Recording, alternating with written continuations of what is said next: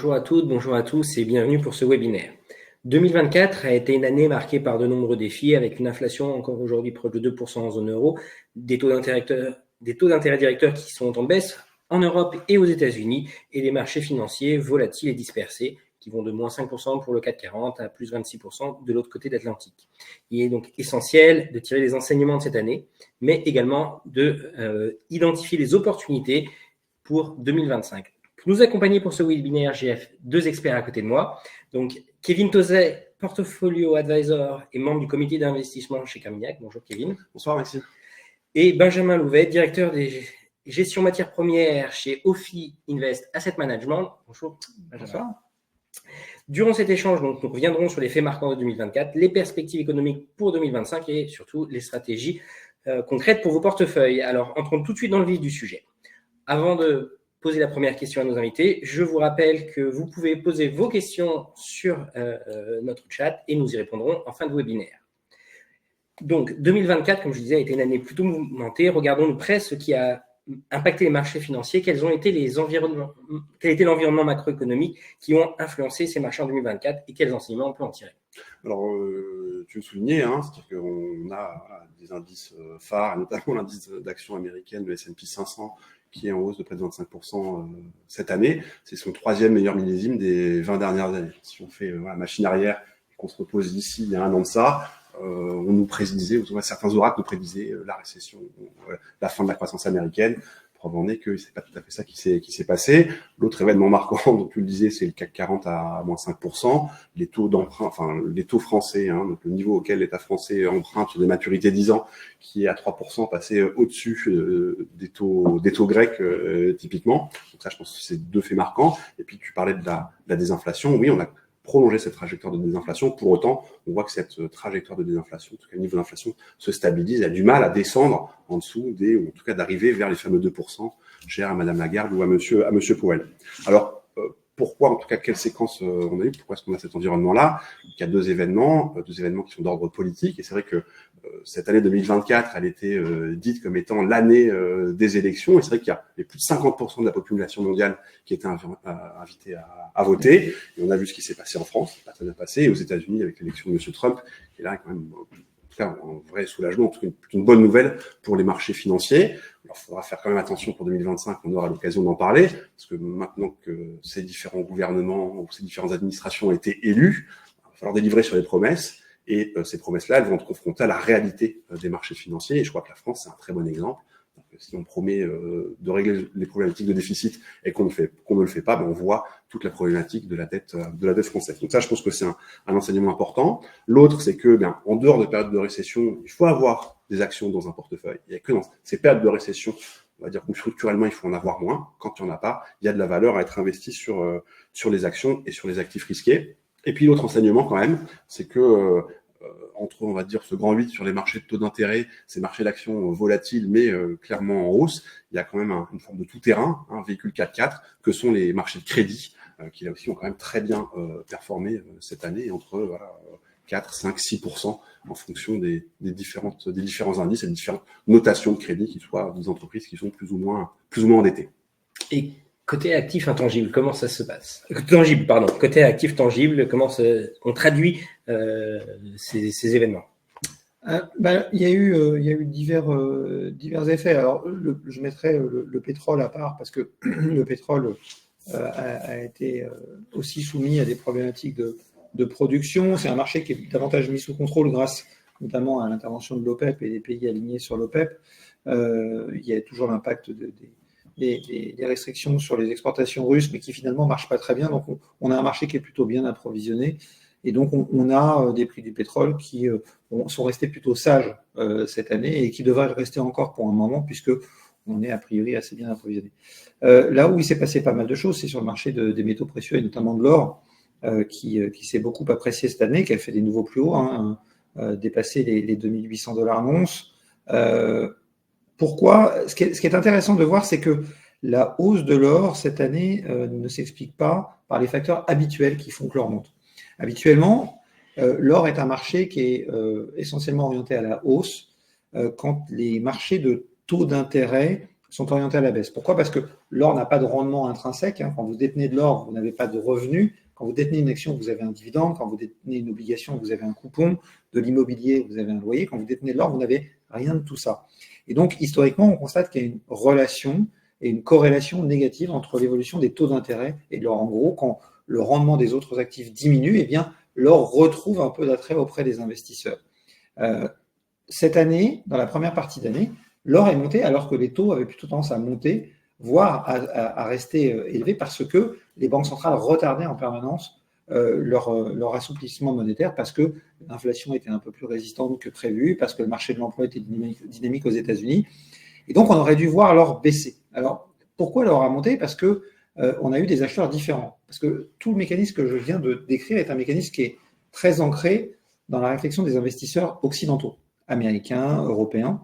Mais les Asiatiques, eux, achètent de l'or pour d'autres raisons. Et cette année, les Asiatiques, et en particulier les Chinois, ont trouvé beaucoup d'intérêt à investir dans l'or parce que on a eu une première chose, c'est que leur marché actions et immobilier ne se comportait pas du tout comme les nôtres. L'immobilier chinois souffre depuis maintenant un bon moment, était très mal orienté, et les marchés actions ont beaucoup souffert en début d'année.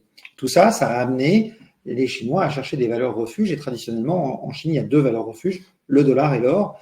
Il se trouve que depuis 2022, la perception du dollar a un petit peu changé parce qu'à la suite du déclenchement de la guerre entre l'Ukraine et la Russie, les autorités américaines, notamment, ont décidé de mettre des sanctions sur le gouvernement russe et notamment de confisquer un certain nombre d'avoirs en dollars dont ils disposaient à travers le monde. Et donc, les Chinois, qui sont dans une situation politique et géopolitique avec les États-Unis qui est pour le moins compliquée, encore plus depuis l'arrivée de Trump, se sont demandé si le dollar était vraiment un bon investissement. Il y a eu un peu de défiance. Donc, ils se sont reportés beaucoup plus massivement sur l'or. Et ça s'est beaucoup vu parce qu'on a vu des achats d'ETF augmenter en Asie alors qu'on les voyait baisser en Europe et aux États-Unis. Il y a eu un deuxième facteur qui a joué, c'est le rôle de l'Inde. L'Inde, pendant des années, a essayé de tout faire pour limiter les achats d'or dans son pays parce que c'est un actif non productif et que ça nuisait beaucoup à sa balance commerciale. Et là, cette année, au mois de juillet, ils ont décidé de baisser les taxes à l'importation sur l'or. Et donc, les importations d'or en Inde sont reparties très fortement à la hausse avec des nouveaux plus hauts dans le courant du mois de septembre. Et puis, le dernier élément, c'est l'attitude des banques centrales elles-mêmes, au-delà de leur attitude sur les taux, leur attitude vis-à-vis de l'or. Les banques centrales ont acheté beaucoup d'or cette année encore. Il faut savoir que c'est la troisième année consécutive que ça arrive. En 2022, les banques centrales ont acheté 1137 tonnes d'or. C'était un record depuis 1967, c'est-à-dire avant même la fin des accords de Bretton Woods. En 2023, elles en ont acheté un peu plus de 1100 tonnes. Et cette année, sur le premier semestre, elles en ont acheté 483 tonnes. C'était le meilleur premier semestre depuis 2000. Donc, il y a une vraie volonté. Et surtout, quand on les interroge aujourd'hui, qu'on leur demande ce qu'elles veulent faire vis-à-vis de l'or, il y a un sondage qui est réalisé tous les ans par le World Gold Council auprès des banques centrales. Ils ont interrogé cette année 74 banques centrales. Et ce qui en ressort, c'est que quand on leur demande qu'est-ce que vous voulez faire sur l'or, 28% des banques centrales indiquent vouloir augmenter leur allocation à l'or dans les 12 prochains mois et 0% indiquent vouloir réduire leur allocation à l'or. Donc il y a un vrai repositionnement des banques centrales vis-à-vis de l'or qui a commencé depuis plusieurs années, qui continue, qui s'élargit, parce qu'avant c'était surtout les banques que je qualifierais de non alignées, c'est-à-dire qui voulaient un peu sortir de l'omnipotence du dollar, donc les banques centrales de Chine, de Russie, du Kazakhstan, de Turquie. Cette année, on a vu tout récemment encore en septembre la Banque centrale de Pologne, la Banque centrale de Hongrie, la Banque centrale de République tchèque acheter de l'or. Et il y a donc une vraie volonté d'aller vers le marché de l'or. Et quand on leur demande pourquoi, les deux raisons principales qui sont données, et je pense que c'est ce qu'il faut retenir pour la suite, c'est l'or ne présente pas de risque de contrepartie, donc l'or ne peut pas faire faillite, ce qui peut en dire un peu long sur les autres, la perception qu'ils peuvent avoir des autres actifs qu'ils ont en portefeuille. Puis la deuxième, c'est que les taux d'intérêt réels, selon eux, vont rester bas très longtemps. Et ça, c'est intéressant parce que les banques centrales sont les organismes qui fixent les taux d'intérêt et ils vous disent les taux d'intérêt réels vont rester bas très longtemps. C'est nous aussi notre perception chez Ophi Invest AM et c'est ça qui fait qu'on pense que l'or a encore de beaux jours devant lui, même s'il a déjà beaucoup monté. Donc, merci à tous les deux pour ce bilan de 2024. Maintenant, passons à ce qui nous réserve 2025. Cette année s'annonce encore un peu complexe, mais pleine d'opportunités. Quelles sont les grandes tendances économiques que vous anticipez en 2025 et comment elles devraient influer les choix d'un investisseur? Alors, si on fait un rapide tour du monde, tour d'horizon, on a eu donc, le résultat des élections américaines, une administration, on va qualifier de Trump 2.0 ou Trump 2. Qu'est-ce que ça vient faire ou qu'est-ce que ça viendra vraisemblablement faire? Ça viendra dire recharger ce cycle exceptionnel que connaissent les États-Unis. En quoi est-ce qu'il est exceptionnel? On a une économie américaine qui fait mieux que toutes les économies développées, les marchés d'action aussi. Et en quoi est-ce qu'elle est exceptionnelle? Eh bien, voilà, on a une situation de plein emploi. Et ça, c'est un cycle qui est extrêmement long. On a une consommation qui est très robuste. Et donc ça devrait perdurer avec cette nouvelle administration américaine parce que eh bien, vérité de baisser des taux d'imposition, ça va aider les entreprises, ça va aider les ménages à consommer davantage, volonté de faire un peu moins de régulation aussi, ça va aussi aider les marges d'entreprise, elles seront moins contraintes à avoir un certain nombre de directeurs des risques, obligations, normes, etc., etc. Donc ça va prolonger ce cycle américain. En Europe et en Chine, on va un peu moins compter sur le levier budgétaire qu'on a pu le faire par le passé. Pourquoi? Parce que en France notamment, mais c'est qu'en Belgique, en Italie aussi, il y a un certain nombre de règles qui sont imposées par Bruxelles. Et donc, on voit bien, la France défie l'actualité. On parle beaucoup de la France ces jours-ci et des problématiques de déficit. On ne pourra pas continuer à creuser ce déficit-là, en tout cas pour l'année prochaine. Donc, on ne va pas compter sur sur ce levier de la croissance économique. Ça veut dire quoi? Ça veut dire qu'on va plutôt compter sur un autre levier qui est celui des banques centrales. Le lien avec ce que disait Benjamin, c'est-à-dire que on va avoir des baisses de taux d'intérêt. Et une baisse de taux d'intérêt, ça vient aider de la croissance économique. C'est quasiment du 1 pour 1. C'est-à-dire que si les taux d'intérêt de court terme de la Banque centrale européenne baissent de 1%, ça vient un support à la croissance du PIB à peu près équivalente. Donc ça, c'est sur le point de vue économique. Qu'est-ce que ça veut dire sur les marchés financiers? Comment est-ce qu'on peut essayer de traduire ça sur les marchés financiers? Il y a une histoire de séquence, c'est-à-dire que la première partie, dans ce que je décris, c'est cet exceptionnalisme américain, et donc des marchés d'actions américains qui sont très bien orientés, qui devraient continuer à être bien orientés. C'est une bonne nouvelle. Et l'autre bonne nouvelle, c'est que c'est non plus une poignée de valeurs qui portent ces marchés d'actions américains, c'est beaucoup plus large. C'est des institutions bancaires, des petites et moyennes entreprises, c'est plus ces 7 magnifiques, comme on aimait à les appeler, ou uniquement le secteur technologique. Donc ça, c'est un élément. La deuxième étape de cette séquence-là, je ne suis pas une boule de cristal, mais on va dire si on se projette à 1 ou 2 trimestres, c'est que les actions européennes, on parle du CAC 40 qui souffre beaucoup aujourd'hui, eh bien, devraient, in fine, bénéficier de certaines de ces mesures. C'est-à-dire que si j'écoute M. Trump, il dit l'Amérique d'abord. Ça veut dire quoi? Un dollar américain fort, donc un euro plus faible. Il dit qu'il veut contenir l'inflation et donc il va essayer d'appuyer le plus possible, en tout cas de limiter la hausse des prix des matières premières et du pétrole. Ça va aussi plutôt une bonne nouvelle pour des économies qui sont importatrices de pétrole. Et puis, je le disais, c'est plutôt, on va dire, l'outil monétaire qui va être utilisé pour aider la croissance. Donc, ça veut dire des taux plus bas. Et donc, ces 3 éléments-là, un euro plus faible, des taux plus bas notamment, et une économie européenne qui est, somme toute, ne devrait pas trop mal s'en sortir in fine, ça veut dire que les actions européennes pourront en bénéficier. Donc il y a quand même un revers de cette médaille-là qui sera plutôt positif pour les actions européennes, je crois. Et puis le troisième temps de cette séquence-là, ce sera les marchés émergents. Et là-dessus, on peut, la Chine, pas forcément, mais il y a quand même beaucoup d'économies émergentes ou de marchés émergents qui sont plutôt, on va dire, des amis de M. Trump. On pense à l'Inde, on pense à l'Argentine. Si on regarde vers l'Est, alors c'est pas un pays émergent, mais on peut penser au Japon aussi. Et donc là aussi, c'est des marchés d'actions qu'on aime à regarder. Si je regarde sur les marchés obligataires, c'est sûr que emprunter ou prêter à l'État français à 10 ans en ayant une rémunération de 3%, ça ne fait pas rêver. Mais par contre, il y a certaines obligations dans les marchés du crédit. On arrive à prêter à des entreprises sur des taux entre 6 et 7%. Ça se regarde. Dans certains pays dits émergents, je pense au Mexique, au Brésil, des taux de rendement sur des obligations entre 9 et 10%. Puis voilà, on parlait de la Pologne et de la Hongrie. C'est des marchés sur lesquels on peut prêter à ces États-là, qui ont quand même des politiques un peu plus orthodoxes que les nôtres. Et là, on a des taux de rendement qui sont plutôt autour de 5%. Donc ça fait un autre moteur de performance. Et enfin, on va juste parler des risques une minute. Le principal risque à ce scénario-là, en tout cas ce qu'on peut projeter sur 2025, c'est que l'inflation soit un peu plus rémanente que ce qui est anticipé. C'est-à-dire que ce que tout le monde espère, voir une inflation revenir sur des niveaux de 2%, dans ce scénario que je décris, avec les mesures qui sont annoncées aux États-Unis, on va dire un secteur de services qui reste quand même plutôt vigoureux. Ça veut dire qu'on a quand même un risque que l'inflation soit là pour plus longtemps, et donc on va un peu moins, en tout cas on peut un peu moins compter sur, par exemple, une réserve fédérale qui elle baissera ses taux trop fortement. Donc voilà un peu comment je résumerai ça. des actions dans un portefeuille, des obligations qui offrent un rendement, et puis une forme de prudence ou de couverture sur ces problématiques d'inflation. Du coup, comment on peut imaginer l'impact de tous ces événements qu'on nous a présentés sur les métaux précieux, et particulièrement donc l'impact de l'élection de Trump aux États-Unis?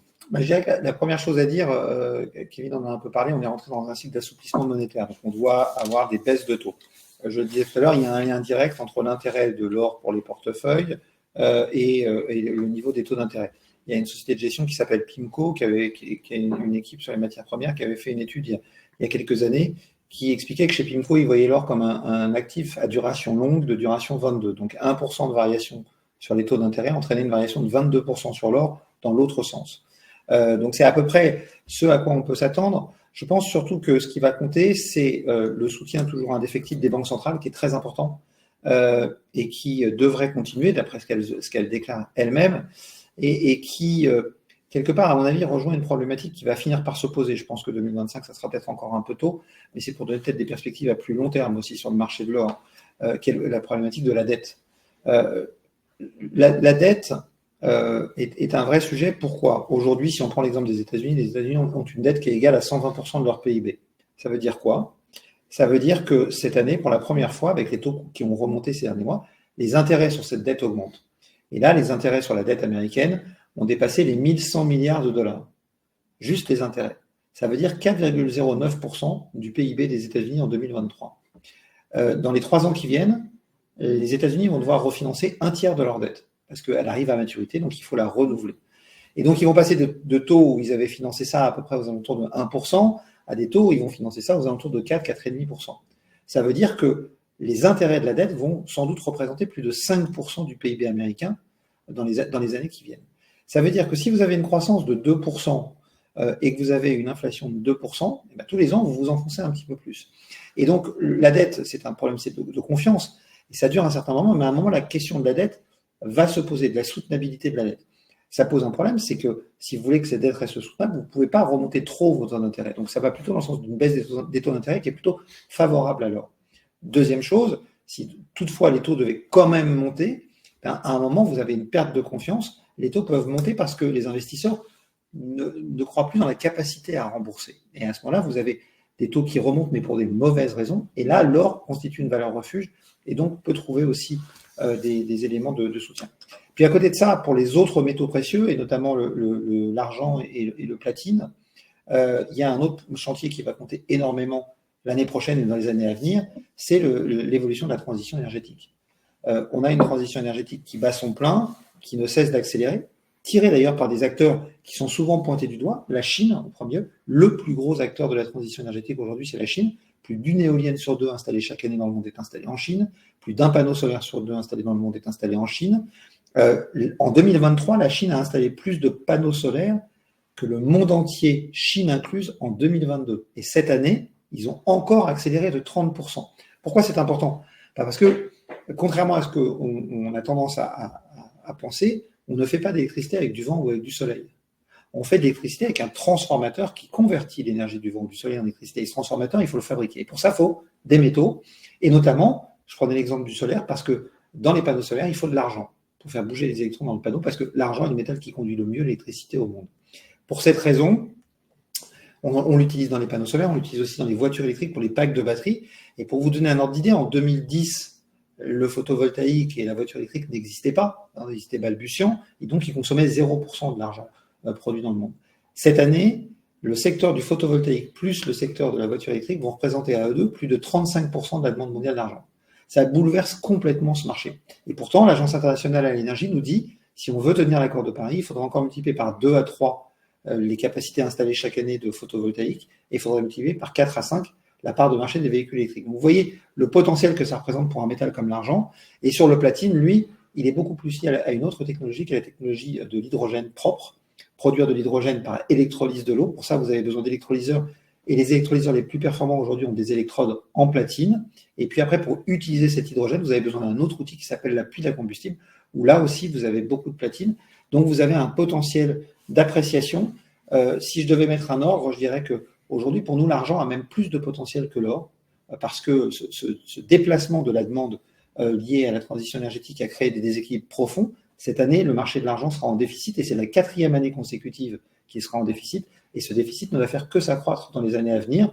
Donc le cours de l'argent qui n'est pas du tout revenu sur ses plus hauts, comme l'or avait fait un plus haut à 1900 $ en 2011, aujourd'hui il vaut 2600 $. En 2011, le plus haut sur l'argent, c'était 50 $. Aujourd'hui, on vaut 30 $. Donc il y a un énorme potentiel pour nous sur le marché de l'argent. Derrière, le marché de l'or a un énorme potentiel également. Et puis le platine, un potentiel, mais qui est peut-être un petit peu plus long à matérialiser parce que sur le marché de l'hydrogène, eh bien, il y a un problème réglementaire. Il faut arriver à enclencher la machine parce que c'est un peu la poule et l'œuf. Les gens veulent bien consommer de l'hydrogène propre, mais il faut qu'il y ait de la production. Et les producteurs veulent bien produire de l'hydrogène propre, mais pour ça, il faut qu'ils aient des contrats. Donc voilà, les États sont en train d'essayer de mettre cette machine en route, mais ils vont le faire. Vous avez aujourd'hui plus de 50 États qui ont annoncé un plan hydrogène. La France va mettre 9 milliards sur la table d'ici 2030, l'Allemagne 9 milliards, l'Espagne 8 milliards, le Portugal 8 milliards, les États-Unis l'ont inclus dans l'Inflation Reduction Act en rendant l'hydrogène vert presque moins cher que l'hydrogène produit de façon beaucoup moins vertueuse pour l'environnement. Donc il y a un énorme potentiel sur l'ensemble de ces métaux précieux dans les mois et dans les années qui viennent. Merci à vous deux pour ces perspectives et cette vision d'ensemble, que ce soit pour l'année 2024 ou les projections sur 2025. Maintenant, apportons des solutions à nos investisseurs plus concrètes. Donc, pour les investisseurs particuliers, comment structurer un portefeuille diversifié tout en restant performant face aux différentes incertitudes qu'on peut prévoir? Alors, il y a un mot qui est important dans ce que tu dis, Maxime, c'est diversifier. Alors, si on regarde plusieurs classes d'actifs, on commence par la classe d'actifs obligataires, par le crédit notamment. Le rendement affiché sur un fonds crédit auquel vous pouvez souscrire ou une obligation si vous l'achetez en direct quand on est un gérant d'actifs comme on est chez Carmignac, c'est, on va dire, le meilleur ou un bon a priori de quelle pourrait être la performance de cet actif-là. C'est un contrat concédé. On prête de l'argent à une entreprise ou à un État, on sait à quel taux on va être rémunéré. Notre travail, c'est de faire attention à ce que l'émetteur, celui à qui on prête de l'argent, puisse bien nous le rembourser. On a beaucoup plus de certitude, d'ailleurs, à ce titre-là, sur le fait qu'il faut nous le rembourser dans les bonnes conditions auprès d'entreprises qu'auprès de certains États. Mais ça, c'est un autre débat. Donc ça, c'est, on va dire, ça donne une forme de visibilité sur quelle pourrait être la performance attendue d'une part, et ça offre aussi une forme de coussin, parce que un rendement obligataire, ça permet d'absorber de la volatilité. C'est-à-dire que si j'achète une obligation qui a un rendement de 6%, admettons, eh bien, je peux digérer sur un an, on va dire, des mouvements de taux d'intérêt autour de 2%. Et ça, c'est important. 2% de hausse de taux d'intérêt, c'est beaucoup. D'accord ? Donc ça, c'est un pilier de cette diversification de la construction d'un portefeuille. Le deuxième, c'est des actions. Et des actions de façon diversifiée aussi. Je crois que cette année, on l'a vu, tu le soulignais en introduction, la performance des actions françaises. On va dire Hermès, c'est une très belle entreprise, LVMH, c'est une très belle entreprise, Safran aussi, on a des trajectoires de performance qui sont très différentes. Et donc, il faut essayer de sortir de ce qu'on appelle un biais domestique, c'est-à-dire de croire que, ou en tout cas de considérer que ce qu'on a autour de nous comme territoire d'investissement. Et donc, il faut aller chercher des investissements, je le disais tout à l'heure, aux États-Unis, dans certains pays émergents, en Europe, mais pas uniquement en France. Donc ça, c'est un deuxième levier de performance, je crois. Et comment est-ce qu'on mélange ça dans un véhicule diversifié? Donc, nous, on gère un fonds diversifié qui s'appelle Carmignac Patrimoine, et dans lequel on a 40% d'actions dans ce véhicule-là.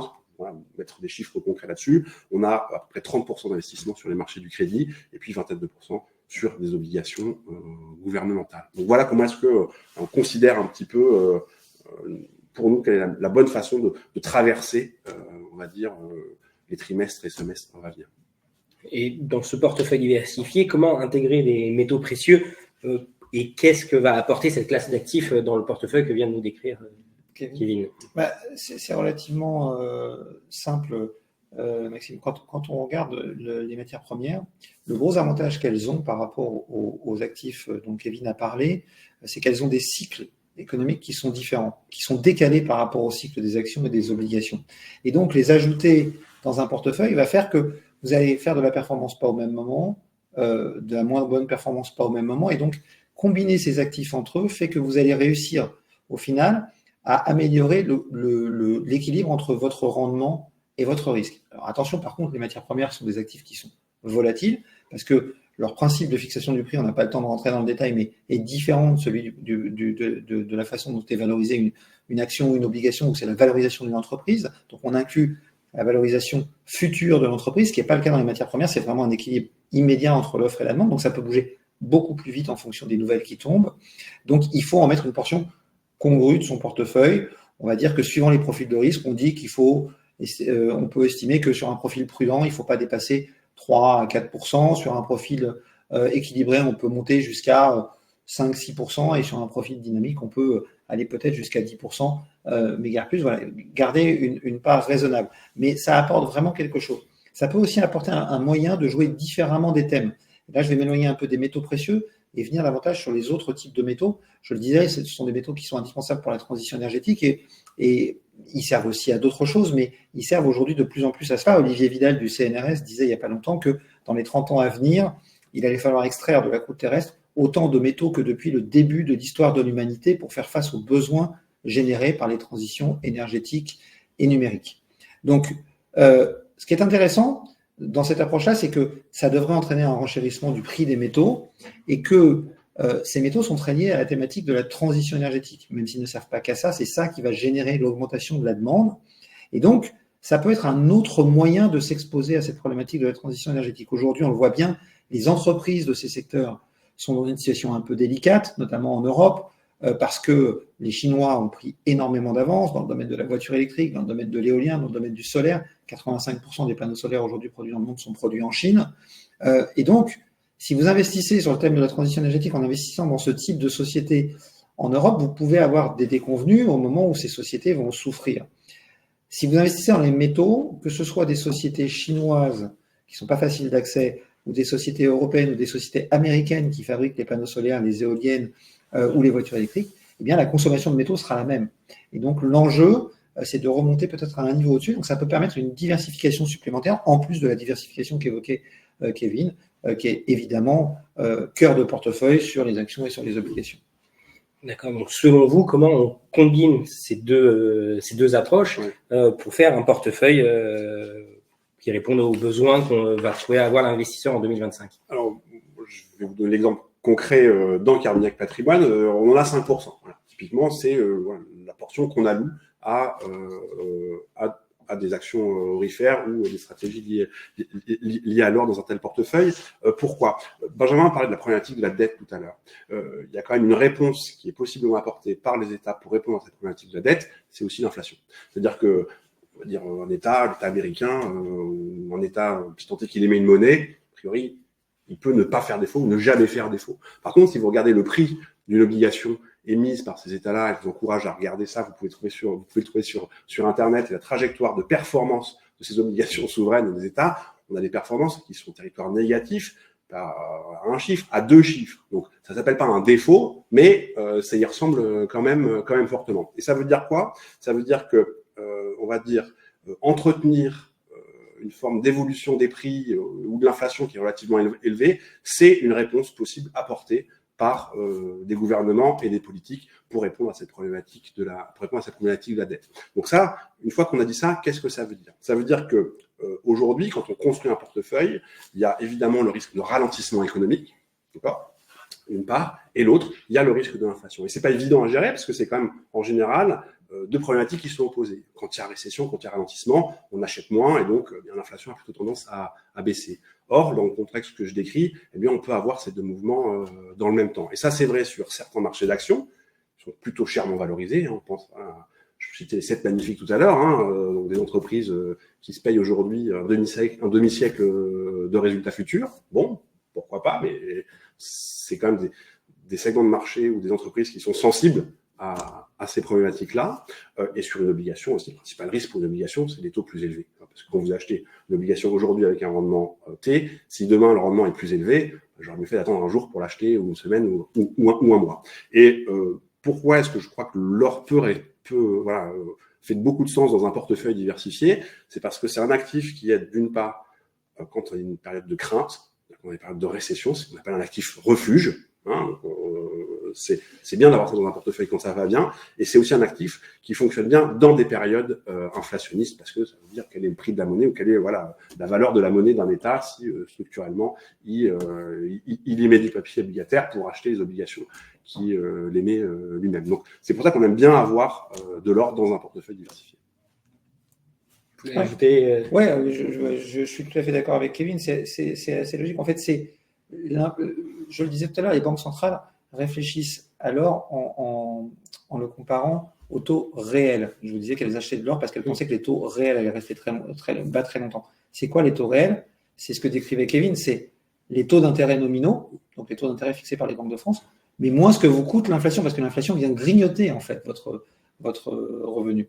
Et donc, si vous avez des taux d'intérêt à 6%, mais que vous avez une inflation à 7%, bah, en réalité, si vous regardez la valeur de votre argent à la fin, vous aurez perdu 1%. Les 6% de taux d'intérêt que vous aurez gagné, mais les 7% d'inflation qui seront venus grignoter votre capital, en fait, dans ce cadre-là. Donc, il y a clairement un intérêt à avoir de l'or dans ce contexte-là pour protéger, en tout cas historiquement, on constate qu'effectivement, dans les périodes d'inflation, l'or se comporte plutôt bien, et donc il y a un vrai intérêt à en avoir dans un portefeuille, effectivement, aujourd'hui.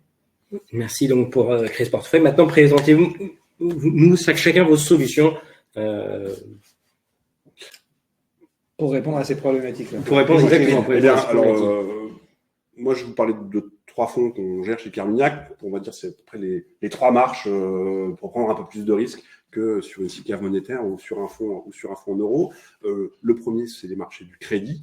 On a une série de fonds à maturité qui ont assez bien fonctionné. On vous en remercie aussi. Le dernier s'appelle Carmignac Crédit 2029. Il offre quoi? Un rendement de 5,5%. Donc voilà, je le disais, c'est quand même un indicateur a priori relativement fiable, en tout cas historiquement, sur ce qu'on peut attendre en termes de performance délivrée. Je parlais de diversification, c'est aussi important.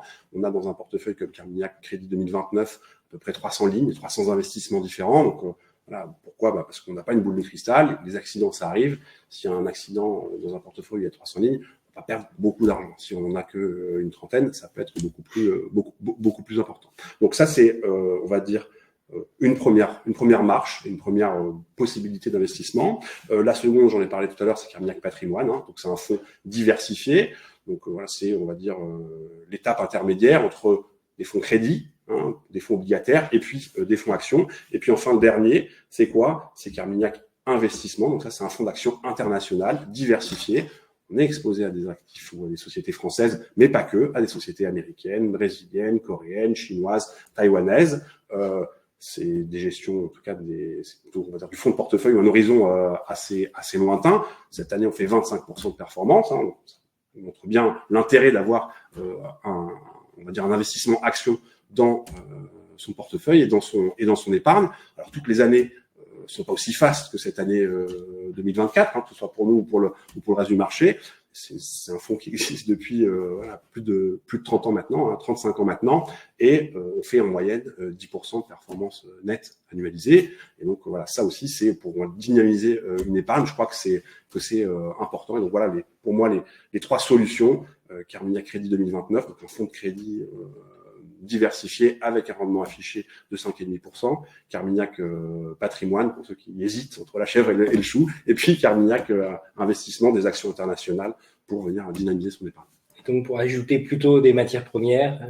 Oui, alors nous, dans les solutions chez Ophi Invest AM, on s'est fait une spécialité des fonds qui permettent de s'exposer à la performance des matières premières, en excluant pour des raisons, on a un actionnaire qui est très impliqué dans l'économie sociale et responsable. Donc, on a exclu tout ce qui était investissement dans les produits pétroliers, les énergies fossiles et également dans les produits agricoles qui peuvent poser des problèmes de spéculation sur la faim et sur la nourriture. Donc, on s'est focalisé sur le secteur des métaux et on offre 2 fonds. Le premier qui est un fonds outil, qui est le fonds Ophi Invest Precious Metals, qui apporte une vraie solution aux investisseurs qui investissent au travers de contrats d'assurance vie. Il faut savoir qu'aujourd'hui, un ETF sur l'or n'est pas diversifié, donc à ce titre-là, n'est pas considéré comme respectant les normes européennes UCITS, et donc n'est pas largement éligible au contrat d'assurance vie. C'est très rare que ce soit accepté.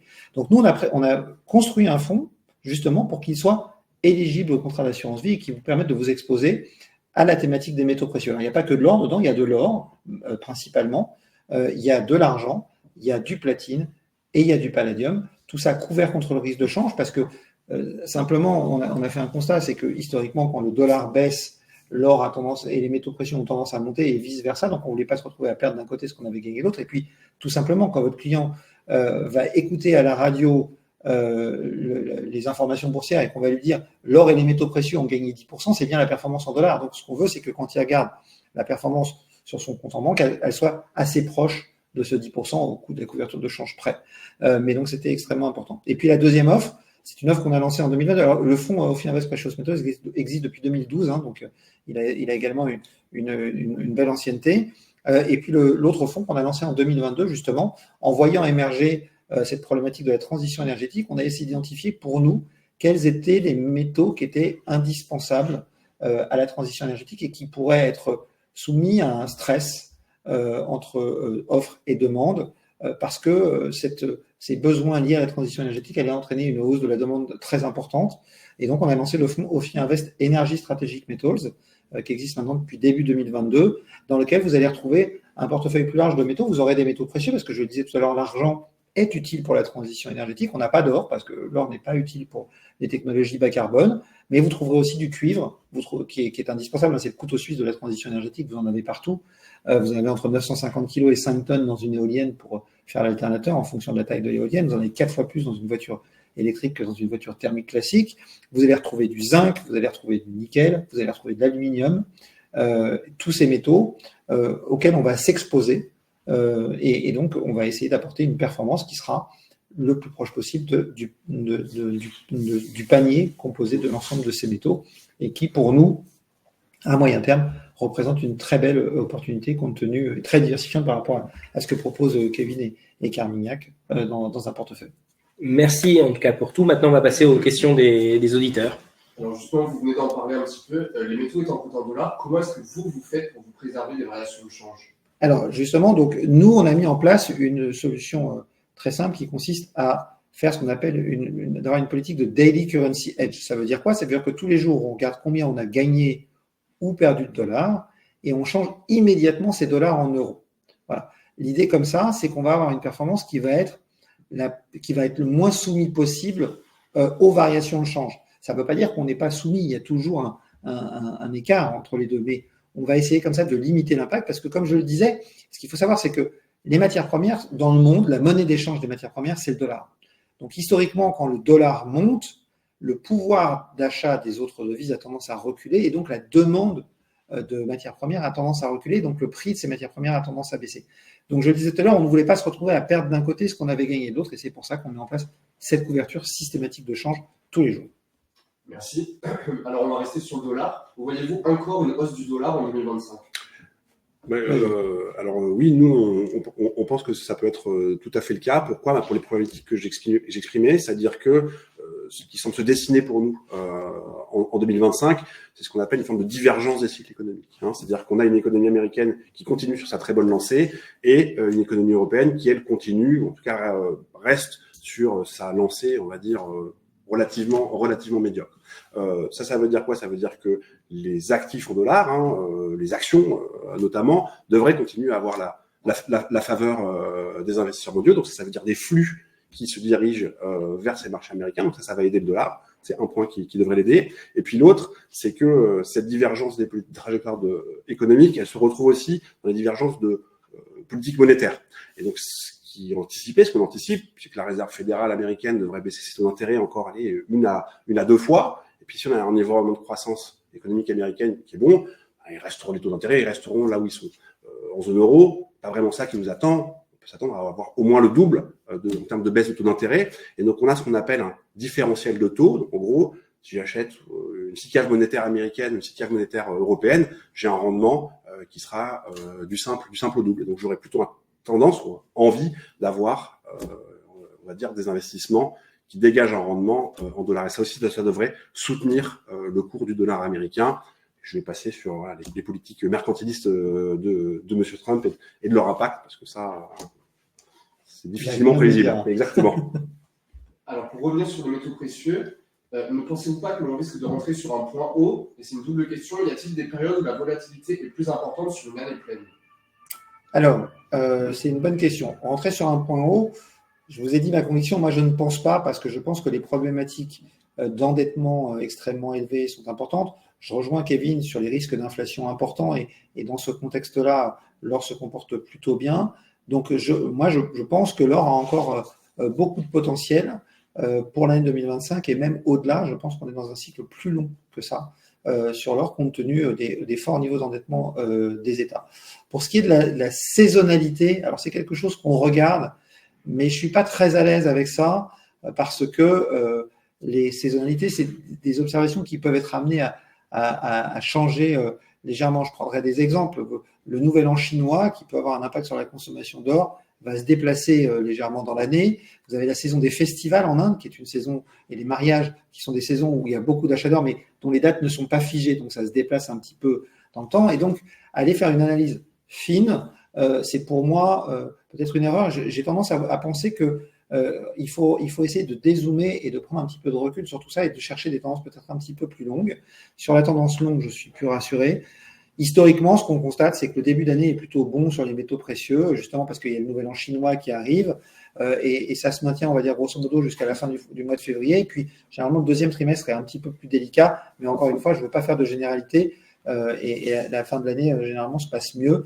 Mais voilà, c'est à prendre avec des pincettes. Pour moi, ce qui est important, c'est que la tendance, pour moi, sur l'or est plutôt positive et reste positive pour les phénomènes que j'évoquais et que Kevin évoquait également, d'endettement et de risque d'inflation. Merci. Est-ce que maintenant, vous pouvez nous faire un petit commentaire sur le marché monétaire qui a un bon rendement actuellement? Alors, le marché monétaire, on va dire, pour regarder ce qu'on peut en anticiper, il faut regarder ce qu'on appelle une courbe de taux d'intérêt. Alors là, je vous ramène sur les bancs de l'université pour Benjamin et Maxime. C'est quoi une courbe de taux d'intérêt? C'est quel est le rendement, on va dire, payé en moyenne par l'Allemagne, la France ou l'Italie sur une échéance 1 mois, 2 mois, 3 mois, 4 mois, et puis on continue comme ça jusqu'à 30 ans. Alors pour le monétaire, on s'arrête à 1 an et demi, 2 ans, mais ça vous donne à peu près le principe. Et ce qu'on constate, c'est quoi? C'est que les taux d'intérêt aujourd'hui, là, ponctuellement, ils sont plus élevés que ce qu'ils ne seront dans 1 mois, dans 2 mois, dans 3 mois, dans 4 mois. Pourquoi? Parce que, on le disait, la Banque centrale européenne va baisser ses taux d'intérêt. Et donc, on a une courbe de taux d'intérêt qui est inversée sur le début, c'est-à-dire que bien plus on va se décaler dans le temps, moins on va être rémunéré en termes de rendement. Et ça se complique encore davantage après, c'est-à-dire que si je vais plus loin sur la courbe de taux d'intérêt, donc à partir des maturités 2 ans et plus, une courbe de taux d'intérêt qui est très plate. Et ça, c'est pas normal. Normalement, une courbe de taux d'intérêt, ça doit être pentu, ça doit être comme ça. Pourquoi? Parce que plus vous prêtez dans le temps, plus vous prêtez à un émetteur souverain ou privé dans le temps, plus vous devez être rémunéré. Pourquoi? Parce qu'il y a davantage de risques qui ne vous remboursent pas ou davantage de risques d'inflation et j'en passe. Ce qui revient à dire qu'aujourd'hui, on considère que le présent est plus dangereux que le futur. Exactement. Et donc, il m'est d'avis que, justement, aujourd'hui, il y a, on va dire, relativement peu d'intérêt à être investi sur ces SICAV monétaires parce que bien, chaque jour, chaque mois qui passe, vous serez de moins en moins bien rémunéré. Merci. Alors, pour tous ceux qui demandent, on vous recontactera pour vous donner le nom des fonds, mais est-ce que vous pourriez quand même nous reciter le nom des fonds que vous avez évoqués juste avant, s'il vous plaît? Alors, il y a Carmignac Crédit 2029, Carmignac Patrimoine et Carmignac Investissement. Et pour ma part, vous avez OFI Invest Precious Metals et OFI Invest Energy Strategic Metals. Merci beaucoup. Maxime, je te laisse conclure. Donc, nous arrivons à la fin de ce webinaire. Merci à tous pour vos questions. Merci à nos experts, donc Kevin Tauzet de Carmignac et Benjamin Louvet de OFI Invest Asset Management pour leurs analyses précises et leurs conseils pratiques. Nous espérons que cet échange vous aura permis de mieux comprendre et d'optimiser vos investissements dans ce contexte et pour l'année 2025.